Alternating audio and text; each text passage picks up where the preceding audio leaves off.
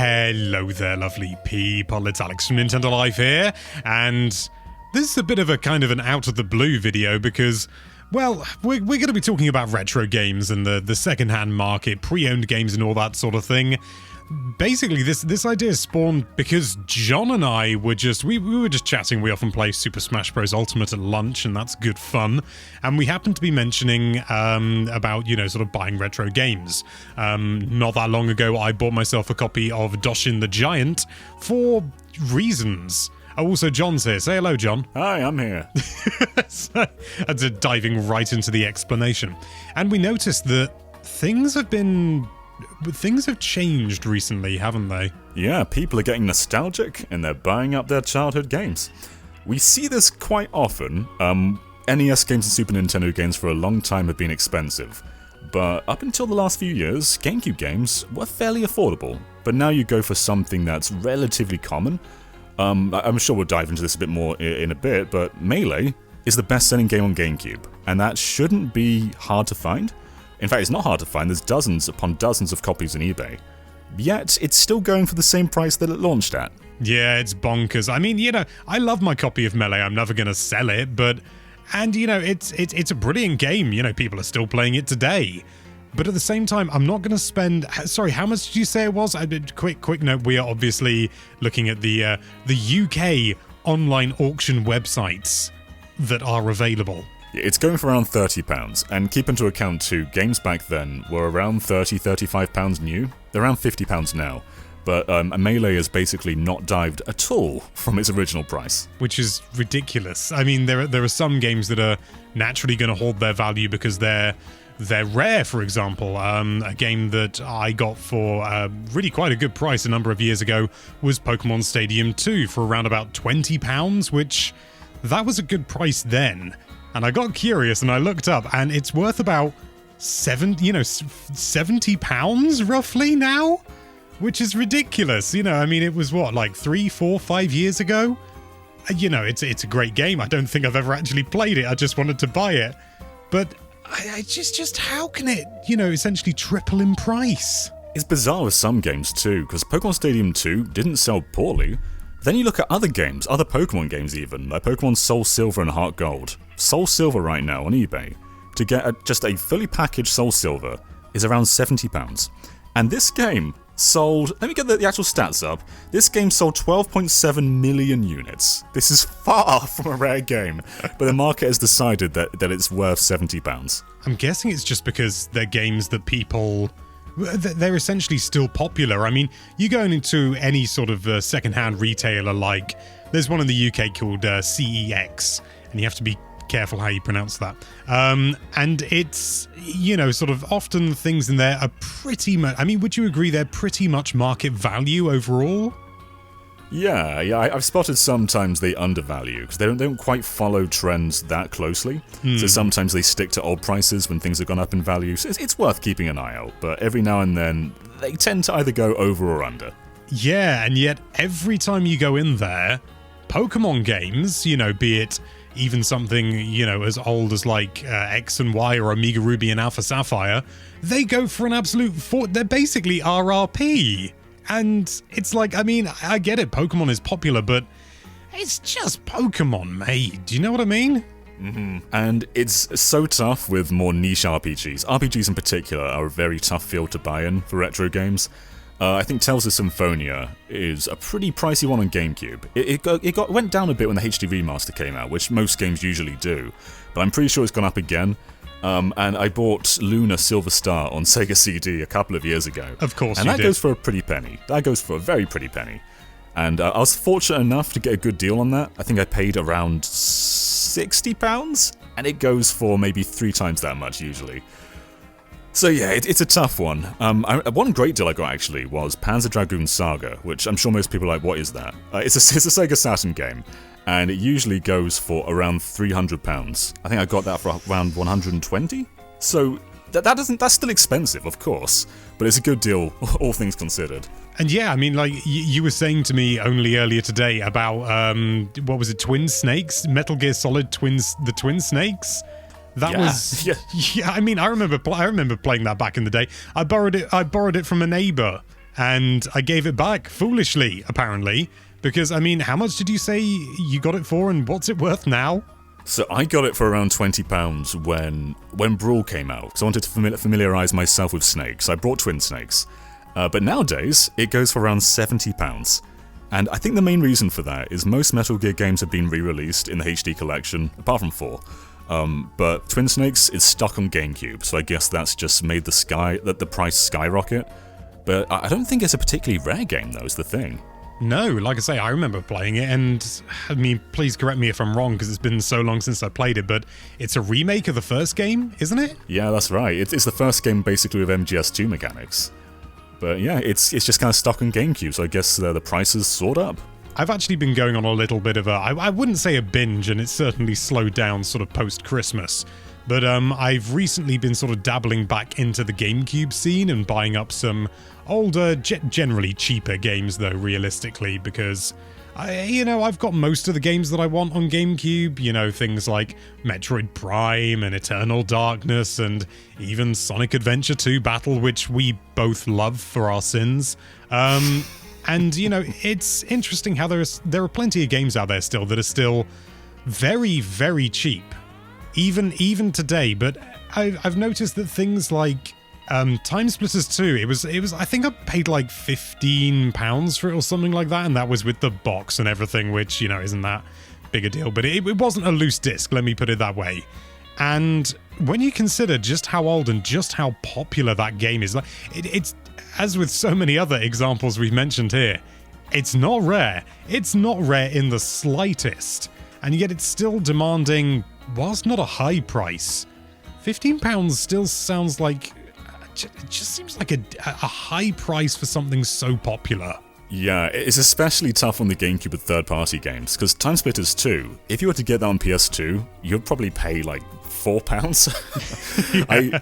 One game I wanted to rebuy again a couple of years ago was Simpsons Hit and Run, and I wanted it on GameCube, but the Xbox version was £5. GameCube version was £25, and it's like, I want it on GameCube, but I'm not going to spend £20 more just to play it on there. And that's the thing with a lot of third-party games. Like Sonic Heroes on GameCube, I think is around £20. PS2, nothing. Like £2 maybe. It's just such a high. The price point of these games is just so high on GameCube for some reason, even if they're on other platforms.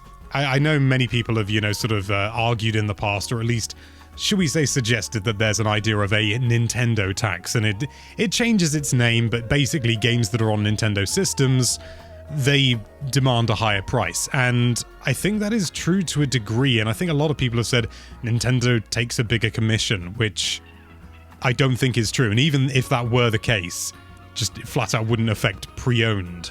So, I mean, why does it? I mean, John, you're more into this scene than I am overall. You're deep in it. Is there why? Why is it that Nintendo platforms seem to demand higher prices for exactly the same games? It's really hard to say. I mean, when games are new, of course Nintendo don't discount their games because they sell so well anyway, so there's no point in discounting them. But with the pre-owned scene, especially when a game's not being sold anymore, we're deciding the prices. Everyone who's bidding on a game is deciding how much they want to pay for it. So it's really our fault. We decide what everything's worth and what we want to pay for it, but because there's so much demand, it's hard to actually affect that price. So honestly, I don't think there's a real answer for why they're so expensive. They don't have to be. It's just that we're all deciding that they should be. Is it one of those sort of feedback loops or, self-fulfilling prophecies where they're expensive because they're expensive? Yeah, that's exactly it. And you look at really popular games like the Zelda series, that's full of some really pricey games in there. There's ones like Twilight Princess on the GameCube. That's not too surprising, given the Wii version came out around the same time and that performed much better. But Four Swords Adventures is a pretty prominent game, yet you can buy it for £75, and that's the cheapest one I could see on eBay. I think I must have paid £15 for that back in the day, and it's just skyrocketed. And again, I guess the reason is it's stuck on GameCube.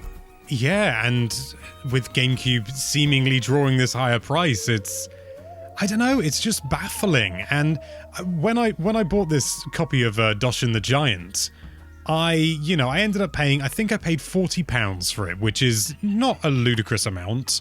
It's overall, would you agree that it's a semi-rare game overall? Yeah, I mean, it didn't release in America at all, so there's definitely a niche around it. It's definitely rare in the Americas at the very least, yeah. It's sort of that seemed like a fair price considering, that most others, I saw it going for about 60 in quite a few instances, so I'm quite pleased with the price. But then I looked at, sort of older things, or in fact, I looked at them before I paid for it because of, do my research. But, even back in November 2020, it was going for about 25 to sort of 35 pounds. And it's just like, how in the space of just a few months? It's not like everyone bought up copies of Doshin the Giant for Christmas presents. I mean, come on. It's all those Doshin fans out there. I mean, that does often happen, though. I'm not saying anything's happened with Doshin, but sometimes a brand new game is announced, and suddenly the price of previous ones just jump up.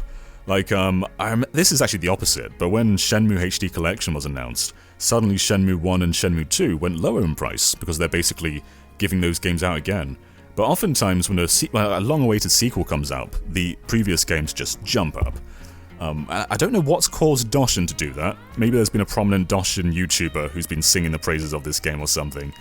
I don't know. It's hard to predict this market. It's extremely difficult, and I mean, don't get me wrong, Doshin the Giant, it's a lovely game. I think it's so bizarre. Keep an eye out for a future video because I didn't buy it, just for fun. Although I did buy it partly for fun. It's just one of those games where, as much as anything, it's a curiosity, and I suppose maybe that adds a level of mystique. But then that doesn't apply to so many games. It's commerce at the end of the day, isn't it? It's essentially the stock market. Things are expensive because they're expensive. Things are cheap because they're cheap. And it's just absolutely baffling. And in a weird way, I think it's actually kind of a shame because there are so many people that will no doubt want to get into, sort of collecting games or, just starting their collection. And there are admittedly loads of cheap GameCube games and N64 games and even SNES and NES games, and certainly more recent ones like Wii U, all that sort of thing. Plenty of cheap games out there. But the games that people want are going to be the games like Zelda and things like that. And they're just not cheap. And I suppose that's probably the point, is that so many people want these games because those are kind of like the gold standard for their systems, are going to be certainly the first party Nintendo games and certain other very high performing games. But then if they were so popular at the time, then why are they it's a funny old business. I can't say to anyone, start an NES collection, because it's so expensive. Certainly over here, my God. I mean, the NES was never that big over here, really, was it? The SNES was pretty big, but the NES, forget about it. And even if you import your games, you're usually paying less than you would for PAL versions, but it's still expensive. I started my NES collection around 2010, and I was watching YouTube videos from like 2005 maybe, and in those videos they'd be saying, I got this game for $2 or $6, and that just isn't possible now. I think YouTube just caused this big uprise for NES games, but you'd see YouTubers being like, I got Balloon Fight for $6, and that's not possible. That game is worth like £40 now. There's barely any cheap NES games. Super Mario Bros. Is one of the best-selling games of all time. It's far from rare, but you're still going to be paying a pretty high price just for one of the most common NES games. It's a dicey market. And then you look at like Xenoblade Chronicles on the Wii. That was very expensive for a while, but then Xenoblade 3D and Definitive Edition came out, and now the Wii version really isn't that much. How much is it worth now then? That's a good point. We should fact check that. Let's find out. Tappity tap tap tap tap type. £24. Bloody hell, that's less than I paid for it. And I paid, and I got it. So this game that was perceived as rare for years and years, is now £24 on the Wii. So what I'm getting at is this game was never rare. There's clearly lots of copies out there. I mean, there's a strange thing. There was actually in the UK a big, I think it was 1 or 2 pallets of copies of Xenoblade Chronicles found in an Argos warehouse. And were you aware of this, John? I don't think so. This was when I was at university. I just happened to catch wind of it, and I was like, "Oh my god, I can get a copy of Xenoblade Chronicles!" And they were selling it for like 10 quid, and so I was desperate, I pre-ordered, I think, in about 3 or 4 different Argoses, and it didn't matter. I didn't get a single copy of it. I had to buy it used. So I was a sad boy. And we are talking about the UK, by the way. I'm pretty sure Xenoblade is more expensive in the US, because I think that was limited to just GameStop, if I'm correct. Yeah, maybe. I don't know. All I know is that it didn't come out, and then it did. Yeah, that's the story. And then you dive into other platforms like the Game Boy Advance. Oh, that's a dicey space. It's so hard to tell what is real and what is fake. There are so many fakes out there on eBay. You can sometimes tell by the color of a cartridge. Other times, though, it's super hard to tell. And other times, I'm sure sellers will take a photo of a real cartridge and send you a fake. Yeah, happens all the time. In fact, that happened with me with my copy of Pokemon White that I got. This was years and years and years ago, but yeah, to the point that it just, from memory, it didn't work in my 3DS, I want to say. But it would load the initial boot screen and then it just wouldn't go any further. And I messaged the seller and they were like, no, it's a real one. And I was like, mate, it really isn't. Is it though? But I don't want to hang around too long on bootleg games because there's something spicy in the works all about that, so you'll have to save your appetite for that. But one thing I do want to mention is I think the reason that games generally can't be found for very cheap prices, it's because of the internet. Let's not lie. The internet is we've been looking up, what's the value of this game? We've been looking it up in literally seconds. That's, anybody who's trying to sell games, they can find out the value and find out what everyone else is selling them for at a moment's notice. And you will get exceptions, and I'm still so pleased. Yeah, maybe sort of 3 or 4 years ago, probably closer to 3 years ago, I went to visit my grandmother, and we went for a little walk around town and popped into a charity shop there, and I happened to see a copy of Donkey Kong Country Returns for the Wii, £1.99. Wow. And there were some other games as well, I can't remember what they were. One of them, I think, was Donkey Kong Country... No. Do I have the 3DS version? I don't know. I just don't know anymore. But we also, we found a good couple of games there, and they were like bargain basement prices, but that is honestly the best deal I've ever had when it comes to games.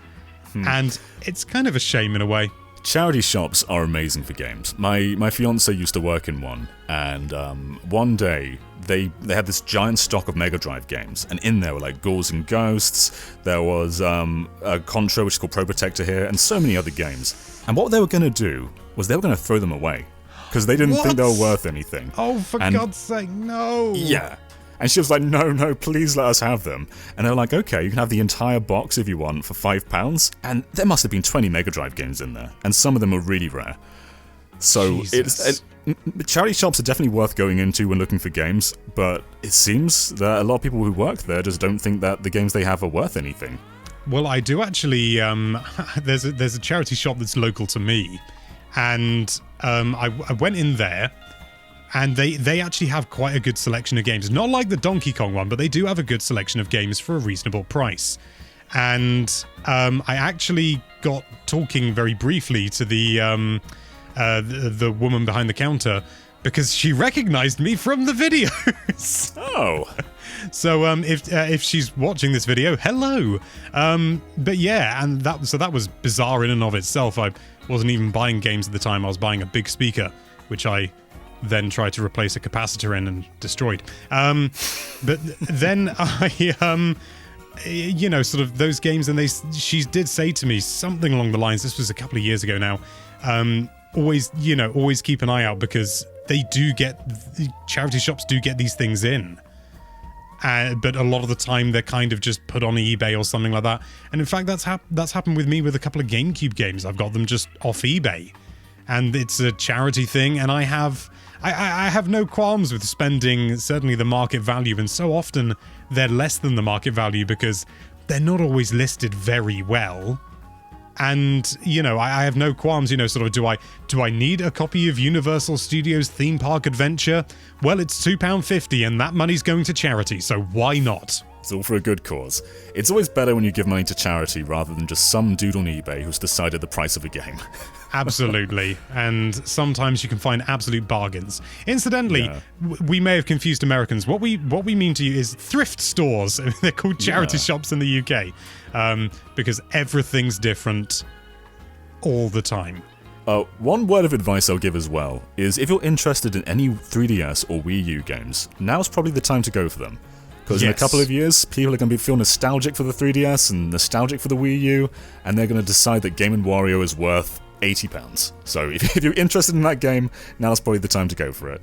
I would even say, to a degree, some of there are instances like Animal Crossing Amiibo Festival. I'm pretty sure you can still... I bought the game for a £5. It came with 2 Amiibo. I bought it for the Amiibo.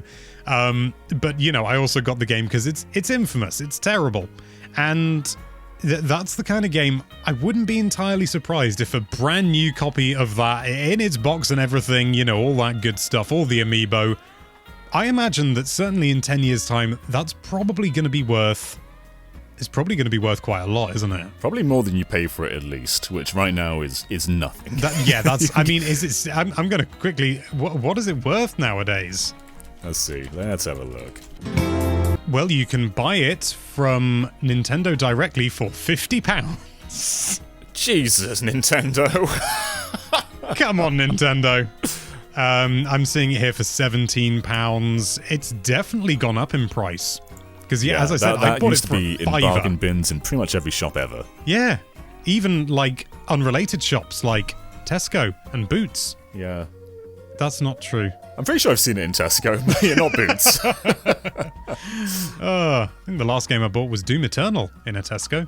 That's not worth mentioning. But still, I said it anyway. But yeah, so, I mean, let us know your experiences with retro goodness, and have you been noticing a rising price in Nintendo's things? Let us know in the comments down below, and thank you so much for watching. If you like this video, then why don't you pay over the odds for that subscribe button, you know, 60, 80, £100, why not? And be sure to check out nintendolife.com for all sorts of lovely Nintendo related content. Thank you again for watching. Bye-bye. Bye.